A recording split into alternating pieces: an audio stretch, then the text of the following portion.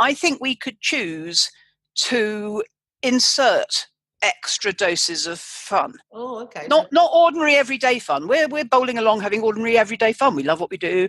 We're a little bit smug about it because we don't have to do horrid things we don't like. But actually, he put a roadster into space. That's a completely different level. There's a man spending billions doing something, exciting and serious. And he deliberately put something wacky-backy in there.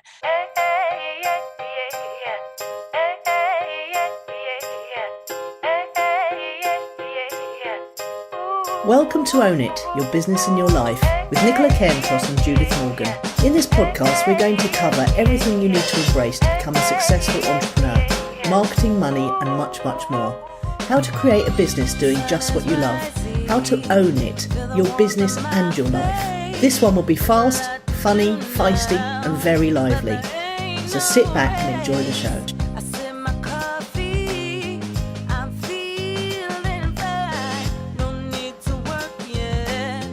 And good morning to you. Hola.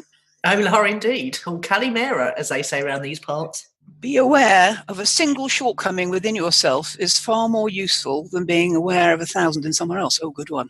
Yes, I know. They're always very nice. I quite like the picture as well. It's a Japanese koi carpool with multicoloured trees all around in sunshine. Well, I really don't like the idea of koi carp at all. Never have, never will. But I think you would quite like Japan because it's very arty, creative place. Yes, it's somewhere I want to go. Definitely, it's somewhere I love the idea of. Yeah, especially those temples in the snowy woods and the apple blossom in springtime. They do all sorts of arty things in the park as well, from literal art to rock bands just playing live, hundreds of them simultaneously. Rock, not my thing, but there you go. Well, not rock, music. Let's say music. So Nelson's Age, instead of doing they just all go to the park and showcase their talents all at once in a loud, cacophonous noise. Wow, very nice. I'm sure he loved that. Nelson, but strange. Nelson, speaking of the boy, he's decided to go back to music college and do a music production degree. Have I told you that? Oh, good. No, but that is good news. I know, it's fantastic. And they accepted him unconditionally, even though he was a month late for applying. He just did they say why? That's nice. Because he'd been there before doing 2 years, and they love him. Yes, so, okay. They knew him. Yeah, got it. He was a good lad. Yeah, exactly. So I'm very thrilled. So what's your week been like then? Well, client-wise, it's been quiet because it's only the beginning of the month and they all like to sort of jam them in at the end. But weirdly, I've been behaving against type this week, as people will read in my newsletter tomorrow, which means they'll have read this news before the show goes out. But I've made 3 bookings, flushed with success from my meeting last week with Frank. I've made 3 bookings to go out and meet people on my days off. Yes. Frank again and his other half, Kerry, she initiated this time. And an old client who isn't old at all, but we happen to be nomading close to one another. So we're doing that this Friday. And then the girl who was my right-hand woman for donkey's years when I was an accountant, in 2 weeks' time, she wants to pick my brains about writing a memoir. And we've done a deal on Facebook where I'm bringing her a copy of my book and she's bringing me a jar of her homemade marmalade, and she thinks that's a good deal, and so do I. Yeah. And a couple of my friends have made marmalade this week, and I've got a memory that my mum used to make it before Christmas. Well, they all make lemon curd here because the trees are groaning with lemon. Yeah. So I love lemon curd too. Lemon curd and I like lemon curd. Yeah, I used to make lemon curd at school, and I like mine very lemony. But it's interesting. You've just given a whole new meaning, haven't you, to that expression? When life gives you lemons, make lemon curd. Yes, exactly. Yeah. Anyway, so I want to stress to the listener what uncharacteristic behaviour this is: going out and meeting people. So much so that I've written tomorrow's newsletter about it. And again, because it's early in the month and clients are lying low, I'm marketing, and having a ball with my blog festas. I'm going to do number 13 today, which would mean I'm quarter of the way through. And I'm having lovely times creating memes for my book, and I'm getting to be quite the Canva whiz. Quite the Canva whiz. Oh, yeah, it's quite fun, isn't it? Yes. Very cool. Once you understand about doing layers, it gets a lot easier. I don't understand about doing layers, but presumably I'm doing them without knowing what they're called. No, well, yes, you are, because if you have a background, but the main thing to know is that you can undo what you did on a layer without having to start again from scratch. So if you want to change anything, I think I've worked that out. Mind you, I don't find it very time consuming. No, it's so if I had to start again, it wouldn't. If I had to start again, it wouldn't actually be a problem. So lots of marketing for you and organising external uncharacteristic meetings. Yes, exiats, as we used to call them at school. Exiats, yes. We've got a bad line, haven't we? No, it's all right. We've got a bad line, darling, with the delay. Oh, okay. I can't hear you very well. We'll just have to be careful not to speak over each other. That's quite hard. Tell me about your week. I was so excited and moved by the Tesla Roadster being launched into space yesterday. I had absolutely no idea it was happening, and I think that's because it's been delayed and delayed and delayed. And the story is that Elon Musk, who is one of the founder members, I think, originally of PayPal, who is a billionaire and invented Tesla, the first glamorous electric car, has he's basically on a race to get into space and to commercialize space travel, so that we could go up in a something from London and come back down in Australia about 45 minutes later, and then obviously to push into space proper. So he's been pioneering the use of rockets, and he sent up what's called Falcon Heavy yesterday with 3 booster rockets. Now get this for statistics, right? This is as powerful as 18 747 aeroplanes. And in normally what they do is they pop a lump of concrete in it to stabilise it or to give it some weight. And he thought, instead of putting a boring old lump of concrete in, I'm going to put my own red Tesla Roadster, which is a convertible Tesla, into the rocket. And I'm going to put a crash test dummy dressed in an astronaut outfit. And I'm going to let it loose in space. So all of this unfolded yesterday. I was absolutely thrilled when the 2 of the booster rockets came down in beautiful balletic unison, because before, if you probably remember all the other space things, when they come back to Earth, they crash in the ocean and they have to go and get rescued. Well, the fact that they now can bring these booster rockets back down onto a pre-specified place and then reuse them, they can actually reuse them. So it's bringing the cost of rocket sending up down from something like 345 million to 90 million. And then it all went according to plan, and they released the Roadster, and they turned the jets on the Roadster. And there was lots of little quirky things about this. Well, it was going to go to Mars, but it's not going to Mars at all now because it's overshooting. I think it's going into the Magellan Cloud. And I watched the press release on YouTube, and he said one of the nicest things was, he says he's still completely tripped out by the whole thing and the fact it went really well, because he was prepared for it, to fail this time around. And he said the funniest thing is we've got a little mini car that was made, I think, by one of the car toy maker companies, and it's a mini Tesla Roadster in red. And his mate made a little astronaut to sit in it, and that is now attached to the dashboard of the main Tesla Roadster that's floating through space. And he just said, I absolutely love the idea that in millions of years in the future, some alien race will come across this convertible sports car with an astronaut in it, and on the dashboard is another convertible sports car with another. It's very meta anyway. That tickled my sense of humour. But I did blub at one point, because it was just so moving to watch one man's dream coming into reality. And he said something very special, which we're going to use as our focus of the week, which is fun, crazy things are important too. So thoroughly enjoyed that, and quite appropriately, it happened on the day when we had a one-off Right Club recording day, because one of our ladies who was going to be hosting that week was going to England unexpectedly. So we met and did that episode, and it was our sci-fi episode. So I got to talk about the Tesla thing. I got to read my own work in progress, and we interviewed E.R. Harding, who is the author of Manumission, which is a particularly good sci-fi book that I've just read recently. So it was all very spacey yesterday, Judith. And all very synchronicitous. Well, absolutely, yes. I mean, what are the chances of that happening on that day? Amazing. Yeah. And the only other thing is we've been out for dinner. Dave's Dining Club has formed in Stupor. It's nothing to do with Dave, except he organised the first one, and we went to a particularly fine restaurant in Cardamili last Friday, and the food was superb. It was, really, really good and really, really inexpensive, and it was an Italian chef who's just arrived in Greece, fell in love with it, and wanted to start her own restaurant. And how far is Cardamili from Stupa? Well, as the crow flies, it's about 5 miles, but as the windy road goes, it's about 15 minutes in the car. So did you have a team of drivers, or what's the logistics of this? There's some people in our group that don't drink at all. There's some people who drink a little bit, and there's some people who don't drink until they get back to a place where they don't have to drive. Yeah, okay. So it all works very well. Mm-hmm. Because you don't want to be having a drink on these roads, I can tell you. No. and do you get into the same trouble for drinking and driving in Greece as you do elsewhere in the world? Well, the policemen are very fierce, and they do have guns and things, so nobody's very willing to test their tolerance. No, indeed. No, I don't imagine they're very tolerant of that at all.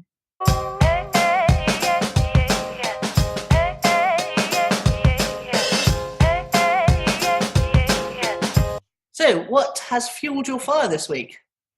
Well, quite a lot, actually. I've got quite a lot of content to tell you here. Yes. I managed to get my book up on Amazon to sell as a Kindle. Woo. And because of this slightly annoying thing that Amazon do, where you have to choose between the 30% royalty or the 70% royalty, I can't remember which one I chose, but there's a ceiling of what you can charge for it when you pick that one, which is $9.99, which meant that I had to reduce the price of it on sales to match that, but that was fine. But the exciting bit about this was that I reopened my Amazon author page and updated it with 7 videos.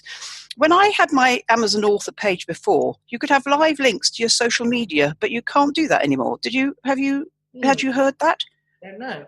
I think that's a bit of a shame. I mean, I've typed them in there, but they're not clickable and there's no little logos, and there were before. So Amazon have deliberately taken off the little blue bird and the Facebook thing where people could connect with Clink from your author profile. I think that's a bit of a shame. But the upside is they can see these little videos that I've made instead. But a couple of interesting thoughts came up from this, which is on Saturday when I was doing this, Amazon was saying that my rank that day for the print book was number 107,558 out of over 6 million books, which means that mine was in the top 1.79%, which is quite impressive when you consider I've only sold less than 50 books there as yet. Imagine what you could do in terms of being in the top 0.1% if you really shifted some product. And more interesting still is that even before I'd sold a copy of the Kindle book, my ranking was much higher, which means the competition there is not so intense, which I think is fascinating. And I've noticed a fascinating trend this week. I noticed it first on podcasting sites because not Audio Boom. I was signed up for a tiny thing which said how to promote your podcast, and I didn't learn anything spectacularly new on there, but it encouraged me, as I said last week, to sign up my link RSS feed through to all these other things like Spotify and Stitcher and Google Play and radio this, that and the other, quite a lot, maybe 8 sites. And one of them wrote to me yesterday and said they wanted to pay me for listens, which obviously is something we need to look at as well, because if we were on that, just like Kindle pay me for pages read on the free programs. So when I put my Kindle up, people either buy the book or they read it for free because they're enrolled in Prime or Unlimited or something like that. And the interface tells, I'm going to tell you about this later, but the interface tells you how many pages have been read. But what's interesting about this is that instead of these platforms being happy for us to put content on there for free, they are now happy to pay us to put content on there, which I see as a real sea change. And there must be some reasoning behind it I'm not seeing yet. Well, it's user-generated content, isn't it? Which brings their side. Yeah, but we've always done that for free. Now they're doing it. Now they're going to pay. Now they're volunteering to pay us for it. Or perhaps they're realising that people are not doing it so much for free as they used to. I don't think that's true. I don't think that's true. I think there's something. You know me, I'm an early noticer. I'm just noticing it, but I'm noticing it in at least three different iterations, which means there's something going on. And HuffPo, I don't know if you saw what HuffPo did. They said to all of their amateur contributors, no thanks, we don't want you anymore.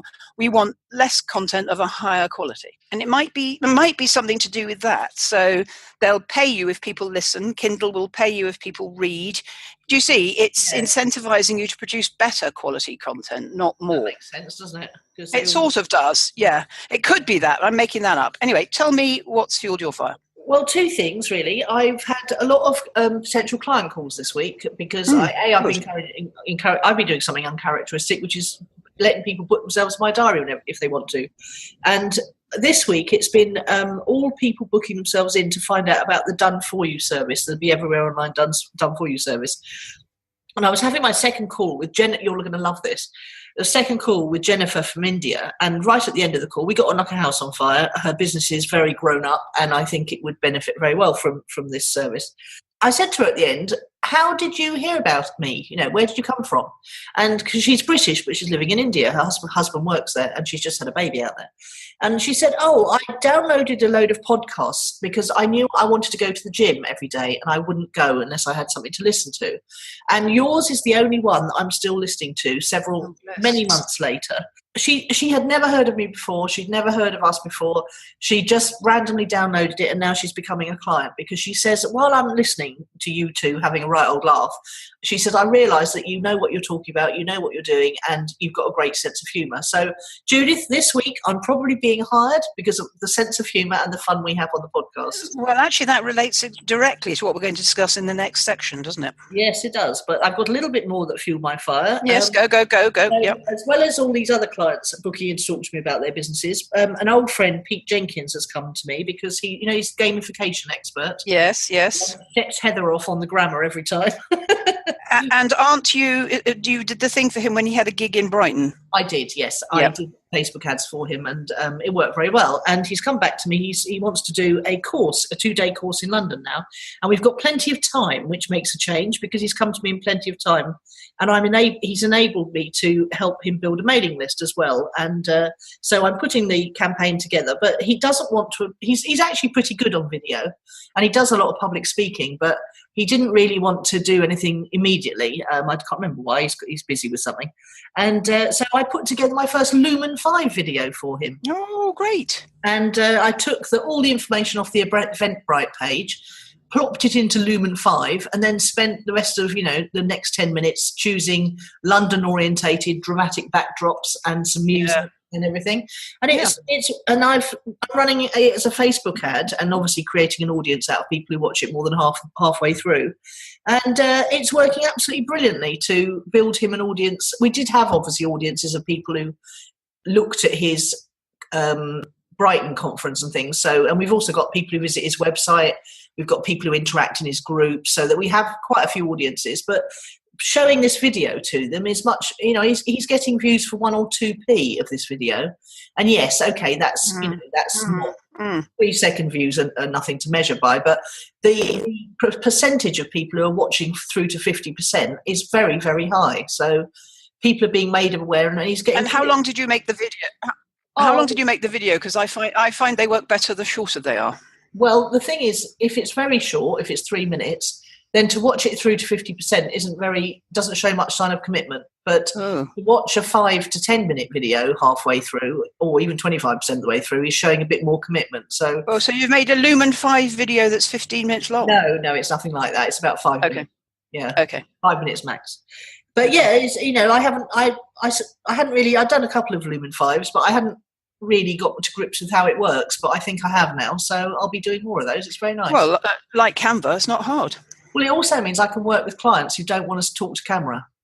Yeah. Because, quite a few of the more techie clients just aren't interested in, the Lord Accumulator profiles just aren't interested in talking to camera at all. Or me. Great. Well, exactly. And it's just great that I've got a way of making video that engages and creates audiences, which is nice. What I think is most interesting about what you've just said, if I may feedback, is that the majority of people in these potential client calls are interested in the Done For You, which presumably is the most expensive offering. Yes. Yes. So now hang on, let me say. And where we were labouring was where we wanted to teach people to do it themselves, and they weren't engaging, they couldn't be bothered. Yes. But it's nice that I've still got that option for people who then decide that they're not. I suspect they're not the same people.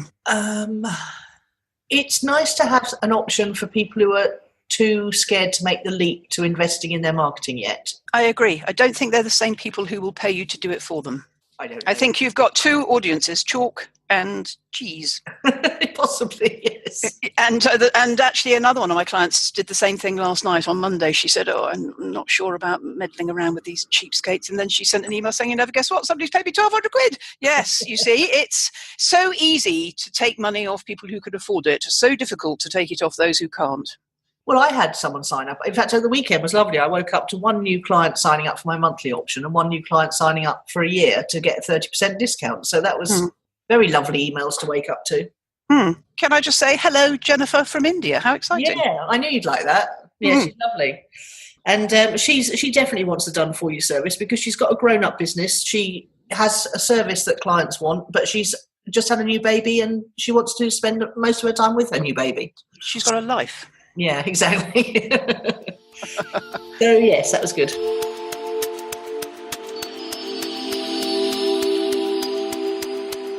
Here at Own It, we personally believe that leaders are readers, but sometimes it's just not convenient to read and you'd rather listen instead. For listeners of Own It the podcast, Audible is offering a free audiobook download with a free 30-day trial to give you the opportunity to check out their service. A couple of titles we've picked out for you particularly are Lean In by Sheryl Sandberg or Crush It, Why Now is the Time to Cash In on Your Passion by Gary Vaynerchuk. To download your free audiobook today, go to audibletrial.com/ownit. Again, that's audibletrial.com/ownit for your free audiobook. You can pick one of the ones I've chosen for you, or you can choose something else. Enjoy your listen.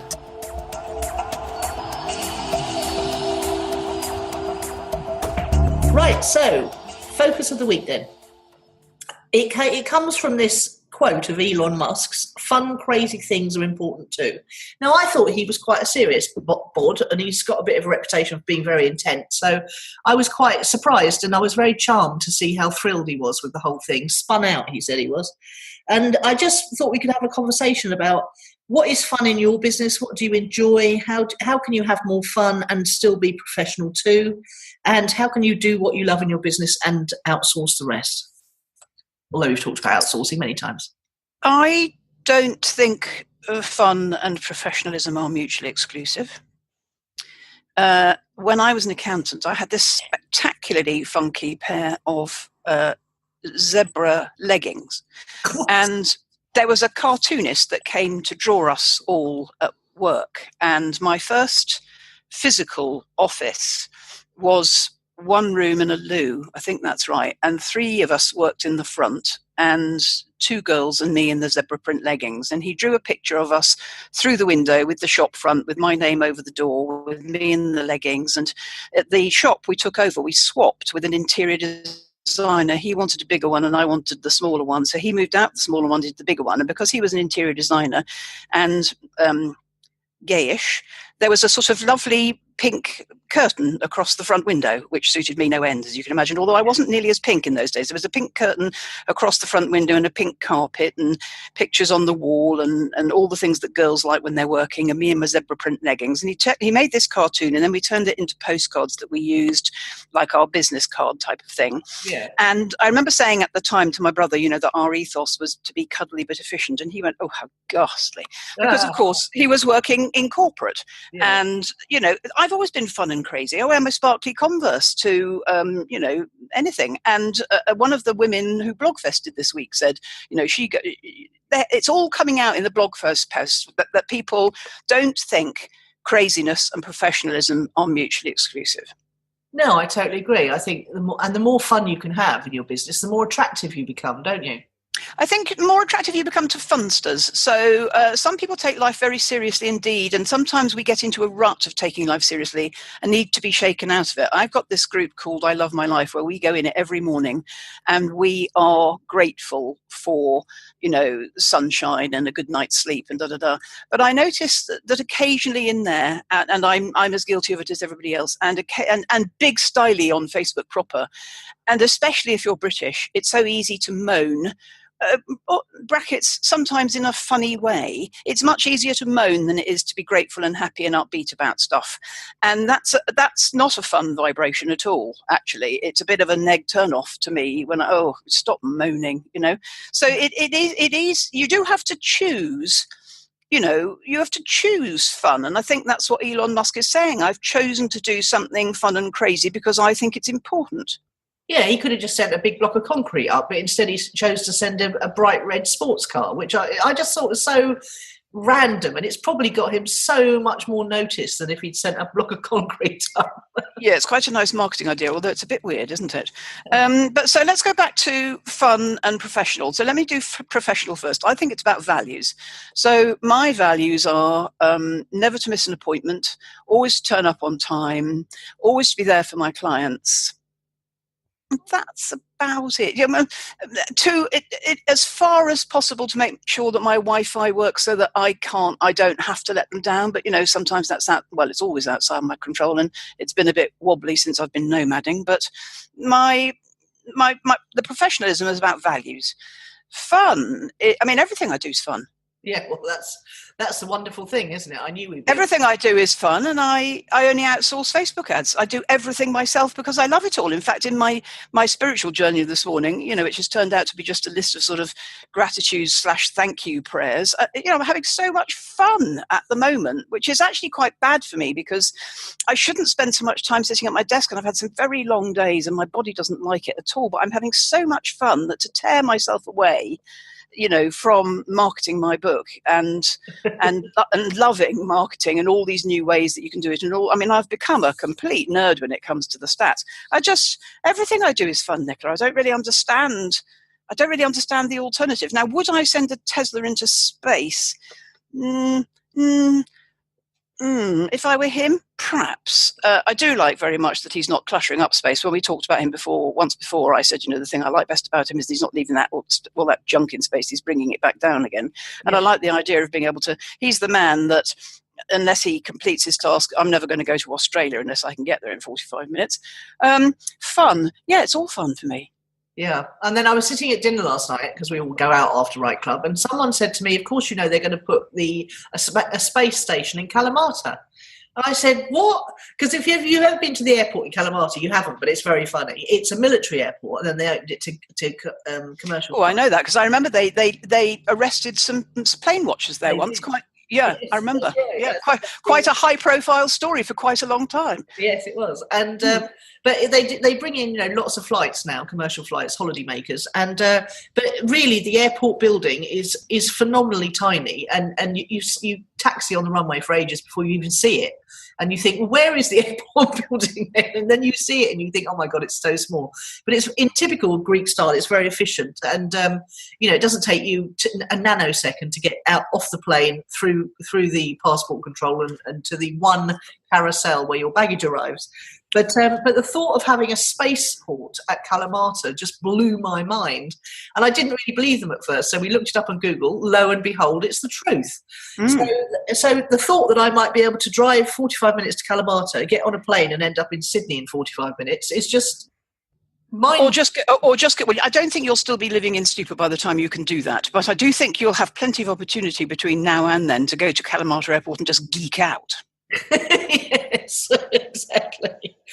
So coming back to the fun thing, I think my thing is I always do what I say I'm going to do. So even if it's at cost to myself and it's 11 o'clock at night and I suddenly remember I was supposed to do something, I will always do it. I think that's my main thing, is to not let people down.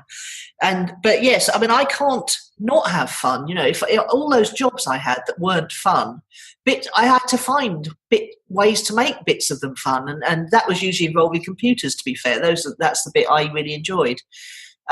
So my drive to create fun in a otherwise dull job has often brought me to the attention of people and moved my career on. Not that I could stay anywhere more than 18 months. Because that's not fun at all, because doing everything over and over again is not fun for me. And if my business relied on me doing some of the things Sarah and Phoebe do for me, then it wouldn't happen, I'm afraid. So that is my way of making sure that I only have to do the fun things because they're the things that get done by me, and then everything else gets done by someone else who takes pleasure in ticking a box. A long task list is an achievement for lots of people, isn't it? But it's anathema to me. Yeah, I don't think anything that I think the reason I have fun is because I only choose to do the things I want to do. But interesting that Jennifer should pick up on the humour, because that's the point, isn't it? We're being professional in this podcast in as much as today is our 168th weekly episode, and here we still are turning up and churning it out. But if it wasn't fun, we wouldn't still be here. No, very true. And if we were relying entirely on the podcast to attract a client like Jennifer, then we would probably have given up a long time ago. In fact, I think we would have given up within about 13 weeks, I think, Nicola. But I have attracted other clients through the podcast, and I know I have. But it's usually been as an addendum. No, in fact, there was one lady who just listened to the podcast and then joined my academy. But I think, generally speaking, it's a reinforcer more than anything else. So I was absolutely thrilled when she said, and I was also absolutely thrilled that she downloaded a load of other podcasts and then is still listening to us. Because that's good. I'd love to hear from her when you're talking to her again. Were the other ones boring, or what? Yeah, I'll ask her next time I speak to her. Why they fell by the wayside and what they because I don't think we should be too congratulatory here. I think we should, because we are Jennifer's cup of tea, but we're not everybody's cup of tea, and that's not a problem for me either. No, and I was talking to Neil the other day, and he said, Neil Asher, and he said, the thing I've noticed since following your system, Nicola, is I've grown my mailing list to 1,000 people in a very short space of time just by doing YouTube videos. He is a monster on this. He's basically turning every question he ever gets asked on his Q&A sessions into a YouTube video, and he's dominating YouTube in the Amazon space. But he said the other thing I don't do is it repels the numpties. So him being 100% himself on video stops people coming to him and joining his program for Amazon that are going to annoy him. So he repels the wrong people as well as attracts the right people. Yes, and he is very Marmitey. Yes, he is, exactly. So I think the message here is to be 100% yourself. And do you remember that conversation we had when you said, what would I ever write a newsletter about? And I said, line dancing, Judith, line dancing. Yeah, it was more, why are you telling us about your tedious music choices in your newsletter? And you said, it's because people scroll to the bottom and that's the fun bit they like best. And it's quite an interesting thing. It was the forerunner. That concept is the forerunner of what's so hot now, all this thing. And I'm going to tell you more about it in Who or What's Impressed, is how everybody is beside themselves with excitement about storytelling. That's what we were doing in the newsletters for 15, 20 years, however long it's been. I know. And writing follow-up emails. I still write them following the soap opera sequence method espoused by Andre Chaperon about 8 years ago, which is storytelling in a sense. Involving a cliffhanger. Yes, exactly. Soap opera storytelling, it's called. Styly, yes. Well, it's February the 8th now. You're still doing your daily email. I thought it was just a January thing. Well, I did do it for most of January, and it has definitely brought me a lot of business. And it's interesting that you said that someone said that I was spamming her to death, because on the same day you told me that, I got an email from someone else saying, I'm so enjoying your daily. Well, that's the whole point. It's the Marmite again, isn't it? Yes, yeah, it is. And I am trying to in fact, somebody said that, I've really stepped up my game on the storytelling in the emails, and I do try to keep them current, make a lesson in them that people can actually implement, and I think that comes if people opt out because they feel it's spammy, you've lost nothing. No, exactly. They've never become a customer. No, it's not a match for them. I've got a little dilemma around that at the moment. Is, do I take my new clients off the daily email list, or do I keep sending to them? Well, it's funny, isn't it? Because that's what Infusionsoft was. The only thing we've ever discovered that could do that was Infusionsoft. The new drip can do it as well. Can it? Well, Yvonne from France, when she was in the Money Gym, that's what she used to say. All I want is, once I've bought the thing, that you stop marketing it to me. Yes, I tweeted to Vimeo the other day, because Vimeo are marketing to me constantly on every single platform. And I've been a customer of theirs for at least 5 years now. And really, it's not a hard thing to put into your advertising that you want to exclude your existing customers. Well, now you've just answered your own question, haven't you?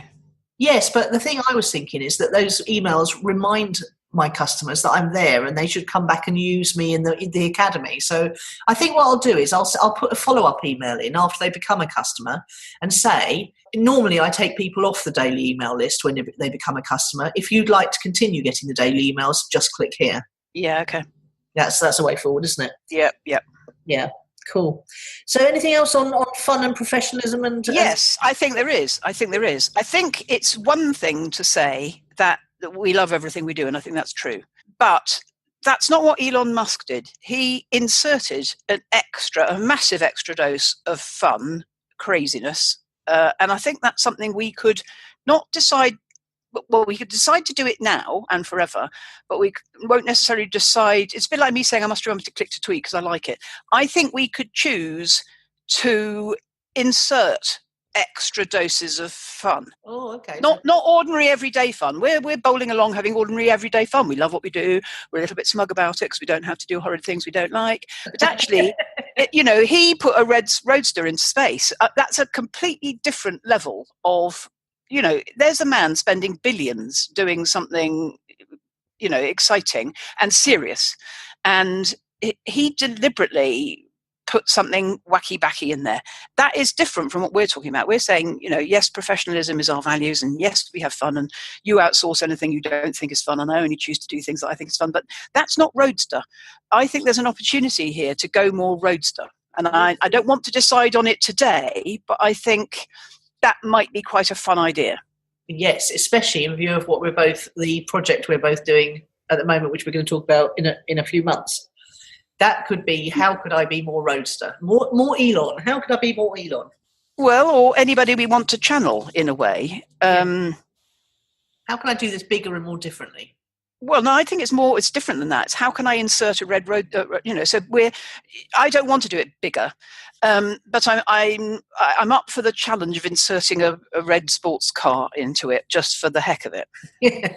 Okay. Well, we'll have to keep thinking about that then. Yeah, I think not just you and me, but everybody listening. What would our red sports car be? My brother's got one of these. I haven't even seen it yet. I went over there on Christmas Day. It was in the garage, and there were so many cars surrounding the garage that I couldn't see it. But the kids were taking the mickey out of him, something chronic, because you just stand in your living room and summon your car. You don't even go out, open the garage, put the key in the lock or anything. Somehow you communicate a message to your car that you would like it to fetch you from the front door. No, has he got a Tesla? Yes, I told you that before Christmas. Goodness, that's amazing. I haven't even seen it yet. I don't even know what colour it is. I don't imagine it's red. I don't imagine it's red. I expect it's navy blue or black, but I'll find out and report back. Okay, because ask him how he feels about the latest stunt. Well, he's in South Africa today for a wedding, so I'm sure they've seen it, but he's not a chatty person about this sort of thing on email. For everyone listening, I think that the lesson that I've got from this, and I do encourage my clients to do this, is to not be afraid to be 100%. In fact, not be afraid to be 110% yourself. Oh, X Factor maths. Well, exactly. Yes. If you're going to be 100%, some people find it really difficult to be 100% themselves on especially on a platform where you feel a bit exposed, like video. But if I could encourage you to be even more yourself, like 110%. No. We're not going to do the bonkers maths.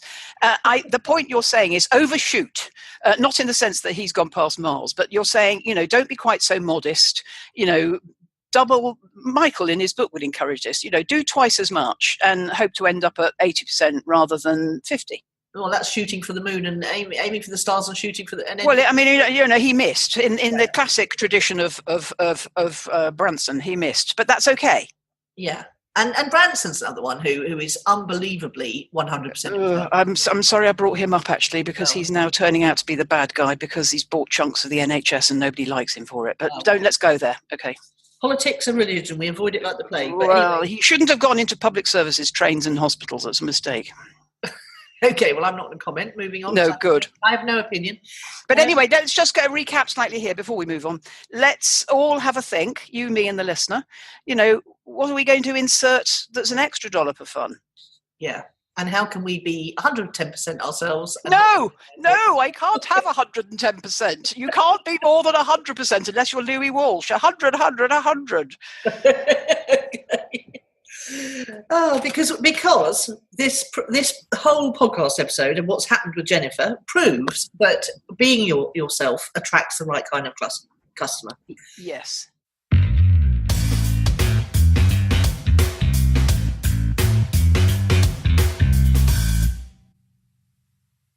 Okay, what is your word of the week then? Obsession.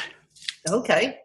I've got quite a lot of them at the moment. Book marketing, podcast marketing, blogging, measuring sales, writing words. I'm obsessed. Okay, well, they're good obsessions, aren't they? They're quite good obsessions, yes. Yeah. But they keep me sitting on my desk too much, and I don't want to do that. So I'm starting a new regime today where I'm going to put on a little timer, and every 50 minutes I'm going to stand up and walk about and do something physical. Otherwise, I can sit at my desk for 15 hours, and I can't walk when I stand up. No, I know what you're saying. Yeah.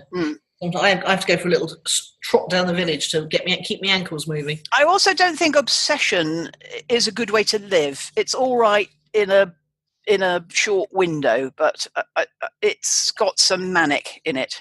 Well, I'm not spending the whole of 2018 obsessed. I'm all right for the first quarter. Okay. My word of the week is space, and I got thinking about it because I'm actually quite a claustrophobic person. I actually get claustrophobia in bathrooms that are too small, and I'm very iffy about shower cabinets and things like that. So I was thinking about this whole space thing, and I was thinking, would I really want to get on a spaceship? I'm not very keen on aeroplanes either, and I certainly I can't do scuba diving because of the feeling of claustrophobia you get. So I was thinking that space for me is not I'm excited by the concept, but I'm not actually that keen to get in a spaceship. But then I thought, one of the things I love about Greece is the space around me and the peace. So space and peace but space is my word in both senses of the word. I want space around me. I want the space to be creative. I want space in time to be able to write. And I'm absolutely obsessed with space from a scientific space sci-fi kind of point of view. So that's my word this week. Well, much though I love when you are barking mad, and although I'm not claustrophobic, I think it's entirely rational not to enjoy the averagely poor shower cubicle. And something else that you quoted in that list that you don't like very much, I can't think what it was now, but aeroplanes are, no, that's a bit bonkers, but I mean, I don't know why anybody would want to sit on one for, anything longer than Europe. I suppose the answer is because the places that we can go to on them are fascinating. But there's nothing wrong. I mean, most shower cubicles are dire, basically, is what I wanted to say there. Yeah, I've got a nice one in Greece, but it's... Yes, I've got a nice one now too, but they're not guaranteed, are they? No, they're not. And the ones at the Acacia were tiny. Do you remember? You could. I do, but I love all the modern ones now that you see in magazines and indeed in most people's homes, where you just have a sheet of glass and, they're all like wet rooms, aren't they? Lovely. Yeah, I love wet rooms. And I went to a hotel to speak, and the shower was a room. I mean, really, it was yes, bigger than your average bathroom. It was absolutely unbelievable. Was it a Hotel du Vin? Do you remember? No, it was the Malmaison. No, it was Anushka. Oh, Anushka Hempel, lovely, very stylish. Yes, Kensington, I think, isn't it? Anyway, it is Kensington. The Japanese one, yes, it was fabulous.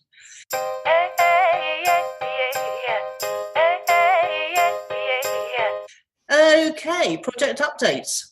You go first because mine's quite dull. Talk about pre-selling it. We have had a Patreon sponsor. Oh, yes, that is exciting, isn't it? I know. And it made me realise that we have rather neglected Patreon. So I went back and I popped it back onto the website. Not that I'm sure anyone visits the website, but at ownitthepodcast.com, should you feel that you'd like to sponsor us, then that is a way to do it. We're looking for corporate sponsors as well, by the way. So if you do have a business that would like to get in front of our between 600 and 1,000 downloads every month of small business owners and entrepreneurs, do get in touch. There is a link on the website. But if you're just someone who enjoys this and is never going to buy anything from us but would like us to continue, then Patreon is the way forward. And let us just explain that the lady that did it is paying us $5 a month. Do you remember her first name by any chance? No, but I can look it up immediately. Was it Eleanor or something like that? Thank you. Find her name if you can. We should name check all Patreons. And I want to say something about Patreon here because a lot of my clients are catching on to it. And you remember our first Patreon was Irene, who disbanded it because it wasn't worth the paperwork. A bit like when I came off Amazon. The paperwork was more... I'm just going to talk about this in a minute, funnily enough. The paperwork was more complex than the value of the contribution she was making to us, the bookkeeping. But my clients are all catching on to Patreon, and I think that in the fullness of time, it's going to be a fantastic thing. I think at the moment, most people don't know what it is, and therefore they're suspicious of it, which is why I'm liking this woman. Have you got her name yet? Esther Harris. Esther, lovely. We love you, Esther. $5 a month to see us keeping going. You beautiful person, you. Thank you. That goes a third of the way towards the hosting for the podcast. Well, it does. And Nicola, can I ask, I know we can put Patreon easily onto websites. Can we put it onto Facebook groups or anything else like that? Do you know? I will check and make it so. Because actually, free Facebook groups where you give a lot of value, it would be nice for people to be able to hit a button or something on there, wouldn't it? It would, yes. I'm not absolutely sure about Facebook's terms of service with paid groups, but it's worth looking at. Well, a donation is not the same as a paid group, if you see what I mean. Because Patreon is a donation, isn't it? It's an encouragement. Yeah. Like an arts. But it is another one of those. I mean, the people that my clients who are interested in it are arty, actually. In the main, I've talked them out of it because it works best for people with big followings again.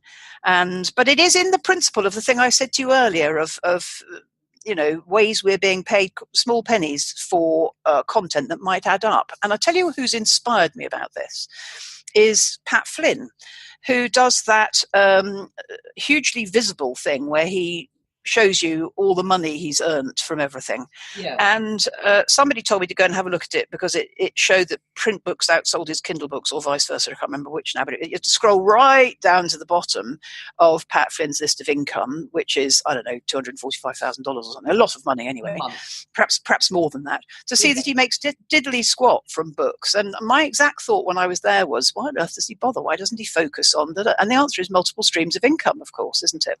Yes, it is. And it's also, I very much think of my books as a calling card, a marketing tool, something to let people test me out at low cost. It's, I don't, and we talk about this a lot in Write Club, actually, because there's half the people in that are interested in, getting an Audible deal and and printing their book themselves because they know they'll make more money. And half of them are only interested in getting a traditional publisher deal, because they see that as validation of their creative talent. So it is interesting. Everyone wants a book for different reasons, but when you're a business person, having a book is still really well regarded. I also don't think, because I've been on this little book marketing course recently, that self-publishing your own novel first precludes you being picked up by a publisher later on. No, it doesn't. Not at all. No. And in fact, you're more likely to get a better deal because you've got an audience. Yeah. Quite. Anyway, so the reason mine is dull is because I insist in this section of giving you stats. Okay. I've become a bit obsessed with stats. They used to bore me, but yes, quite. So, but print copies 48, sells 37, Kindle 2. Total 87 out of my first target of 100.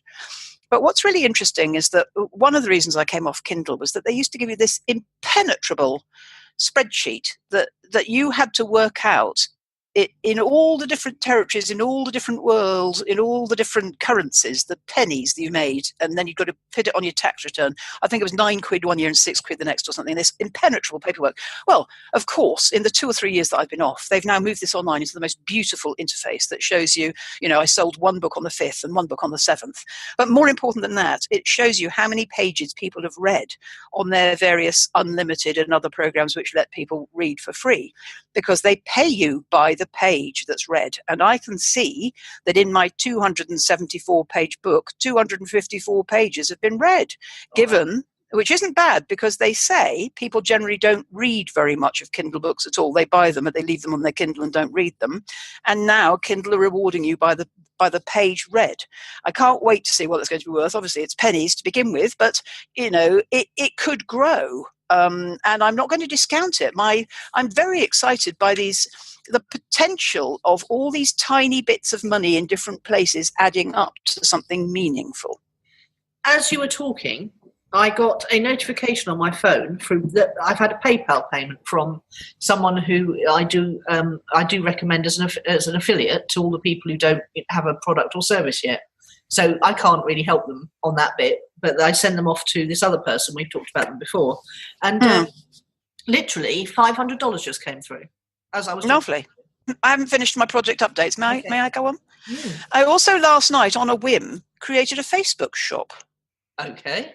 Where I uploaded all of my different coaching offerings and my book. And when they go to a thing on the sidebar that says shop, they see my book, which goes through to Amazon, and everything else goes through to my website. I've no idea whether that's a good idea or not, but it looked fun and it was very easy, and it facilitates sharing offerings. Oh, I want a Facebook shop. So easy. I don't know how I hadn't spotted that before. Well, this is because you are focusing on one thing and thinking about that one thing all the time, and you're not getting distracted. So you're having ideas and you're noticing things that you wouldn't have done if you were distracted and working on lots of different things. Perhaps. It's my page you want, not my black picture, my pink picture. Oh, my ex-husband's a fan of yours, look. I'm a fan of his. I've always liked Irving from the first day he took my suitcase to my bedroom in the Acacia for me. Thought he was charming. Lovely. Now, shop, there you go, fifth down on the left-hand side. Yep. Shop. Now, when you click on any of them, they all go through to my website except the book that goes through to Amazon. And when you go to the book one, go down, scroll a bit. You click on that. Click on that because it's a good example. Because it shows you then, it says, this will take you to Amazon. So there's 2 clicks actually to go from my shop to Amazon. Yeah, it's easy, isn't it? Clicking yeah, it is, but it informs you that you're about to leave Facebook and go, I don't know why it's being so slow, but there you go. There you go, look at that over there. Check out on website, this will take you to amazon.co.uk. Isn't that nice? Oh, I'm going to have to, I need one of these. Well, you could put all your books on there, couldn't you, straight away? Yes, I could, yes. Look at that, isn't that gorgeous? And look at the people you're being shown next to. Well, that's what I told you last week. Yes, I know. Yes. That's cool. Yeah. That's very good. And also with some Tisserand frankincense wild crafted essential oil there as well. Do you see? Yeah. Very nice frankincense. One more thing on this. One more thing, if I may. The other thing the trick that I'm missing on Kindle, Facebook, is an event. I need an event. I might make the Blogfest an event. I haven't got anything in the events. I'm not an event type of person. And I noticed this morning that beloved Frank is running a 3-week virtual book group in March. And each of the weekly, calls are events. It's ages since I've had an event. I feel a Facebook event coming on, Nicola. I don't know what it is yet. Well, it could be 52 days where you all study one question a day and talk about your experiences. Yeah, I'd probably do that in the Ask Judith group where they've already bought it. That sort of activity is already going on there. I wouldn't want to do anything that's 52 days because I'm up to my ears with that sort of activity at the moment. But one client did email and say, I'm loving listening to your voice on Audio Boom where you're reading the questions out. I'm giving them one a week. And she says, it's nice to be able to hear your voice whenever I want to, which is very sweet. That's lovely, isn't it? Very nice.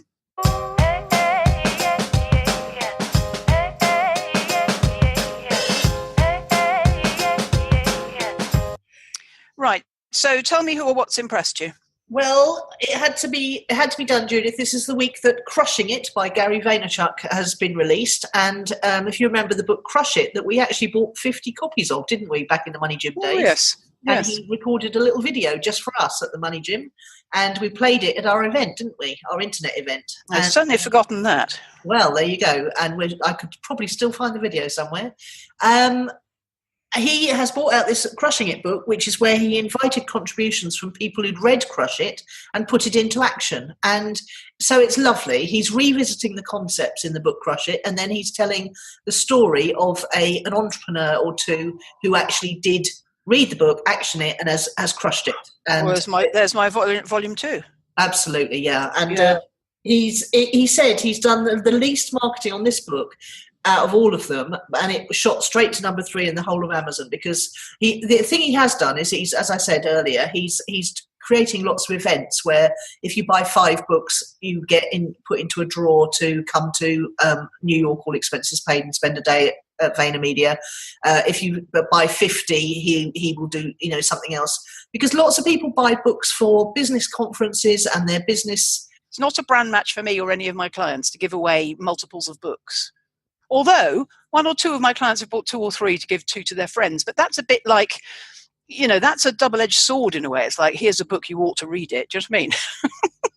Anyway, back to Crushing It. It's brilliant. I highly recommend it. It's bright yellow. You can't miss it. And it's doing very well. So go and check it out. And I love reading inspirational stories of people who've taken things and taken action and had a result. Interesting it's yellow because the man that did the covers for my book, well, I went with my own in the end. He wanted to use yellow. It's the colour of the moment for a book cover on Amazon. Not my favourite. Not one of mine. No, mine neither. No. What's your press then? Yeah, mine is Margaret Road, who's a long-time client who's written and published her own book this week called Storytelling for Small Business, Creating and Growing an Authentic Business Through the Power of Story. Why is that impressive, given it's something that you and I have both done? It's because she's a mechanic. She's so professional. I've written down here, she's so professional, which is before you even said to me that the focus of the week would be about professionalism versus fun. She is fun as well, but she does such a considered and thoughtful job of everything. She's serious and yet with such good humour. Her process is so different than from yours and mine because she's a mechanic. So, she took care of every detail. She took longer than me to write a shorter book. Knowing what it takes to get this done and published, I applaud her. And I hope that she has as much fun as I do in measuring the stats. Given that she's a mechanic, she's likely to enjoy that bit. Enormously. Although I said yesterday, how's it setting? She said, I've been a bit under the weather. I haven't had a chance to have a look. I said, you haven't had a chance to have a look? I'm in my stats all the time. What's the matter with you? The first thing you do when you open one eye. Almost, yes. CreateSpace is one of my favourite websites, yeah. Exactly. Well, that's it. That's us. So, okay. Talk to you next week. Yeah, try and stay down to earth, darling. Oh, I will. I Yeah. won't into the stratosphere. Okay, all right. See you next week. Yeah, bye. You've been listening to Nicola Cairncross and Judith Morgan. The podcast is called Own It, Your Business and Your Life. Do come and visit us at ownitpodcast.com. We'd love to hear your feedback. You can find out more about Judith and visit her on her website at judithmorgan.com, and you can find Nicola at nicolacairncross.com.